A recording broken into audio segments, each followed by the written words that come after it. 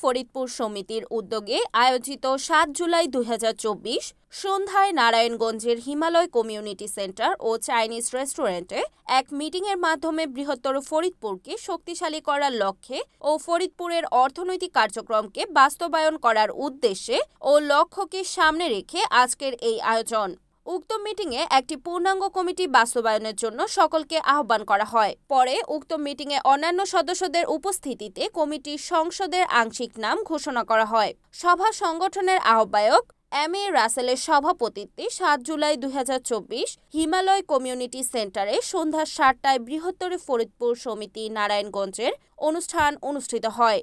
সভার সকল সদস্যদের সর্বসম্মতিক্রমে এম.এ. রাসেলকে বৃহত্তর ফরিদপুর সমিতি নারায়ণগঞ্জের সভাপতি ও মোহাম্মদ জাহাঙ্গীর আলমকে কার্যকরী সভাপতি এবং বি.এম. কামরুজ্জামান রাসেলকে সাধারণ সম্পাদক করে আংশিক কমিটির সদস্যদের নাম ঘোষণা করেন তোলারাম বিশ্ববিদ্যালয় কলেজের শিক্ষক জনাব মুজিবুর রহমান।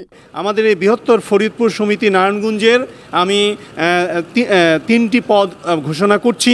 আমাদের মাঝে আজকে এই কার্যকরী পরিষদের যিনি সভাপতি হিসেবে দায়িত্ব পালন করবেন জনাব এম.এ. রাসেল, আমরা একটু করতালি দিয়ে তাকে বরণ করে নেই। এবং কার্যকরী সভাপতি হিসাবে যিনি আমাদের দায়িত্ব পালন করবেন জনাব মোহাম্মদ জাহাঙ্গীর আলম, আমরা একটু করতালি দিয়ে তাদেরকে বরণ করে নেই। এবং সাধারণ সম্পাদক হিসেবে যিনি দায়িত্ব পালন করবেন জনাব বি.এম. কামরুজ্জামান আবুল, আমরা একটু তাহলে এই তিনজন পরবর্তীতে ওনারা সম্মিলিতভাবে আমাদের একটি পূর্ণাঙ্গ কমিটি উপহার দিবে।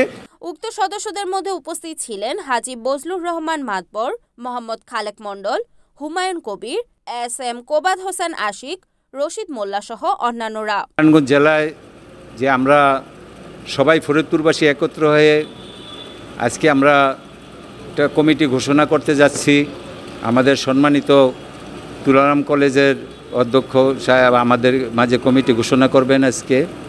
আমাদের আগেও সমিতি ছিল, আমাদের যখন আমাদের সভাপতি মালেক ভাই মারা গেল তখন আমরা একটু ওই ৮-৯ বছর মোটামুটি একটু কার্যকারিতা ছিল না আমাদের। তো এখন আল্লাহর রহমতে আপনাদের সবাইকে আমরা পাইছি, একজন আরেকজনের সাথে আমাদের সম্পর্ক নেই, পরিচয় নেই, তাই আমরা ইনশাল্লাহ এখন করব ভালোভাবে, ইনশাল্লাহ চলবো, একজনের দুঃখে সুখে পাশে থাকবো। আমাদের জেলা আওয়ামী লীগের দপ্তর সম্পাদক হিসাবেও এখানে আছেন বিবি মরিয়ম স্কুলের সভাপতি প্রাক্তন, আমরা সবাই তার রাসেল ভাইকে আমরা পাইছি।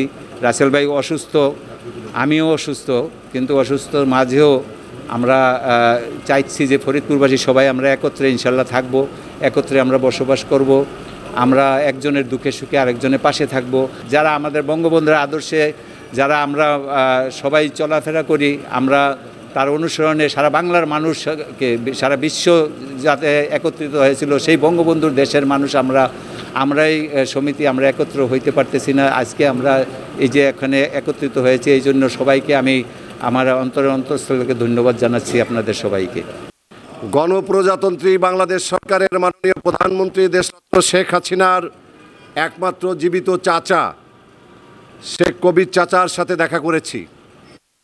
যে চাচা, আপনাকে একটু বৃহত্তর ফরিদপুর সমিতির একটা মিলন মেলায় আপনার উপস্থিত থাকতে হবে। চাচা পরিষ্কারভাবে আমাকে বলেছে আমি যাব, কিন্তু তোমাদের একটা গার্জিয়ান দরকার। সেই গার্জিয়ান হচ্ছিল এ.কে.এম. শামসুজ্জোহা সাহেবের সন্তান, নারায়ণগঞ্জের মাটি ও মানুষের নেতা এ.কে.এম. শামীম উসমানকে তোমরা প্রধান উপদেষ্টা করো।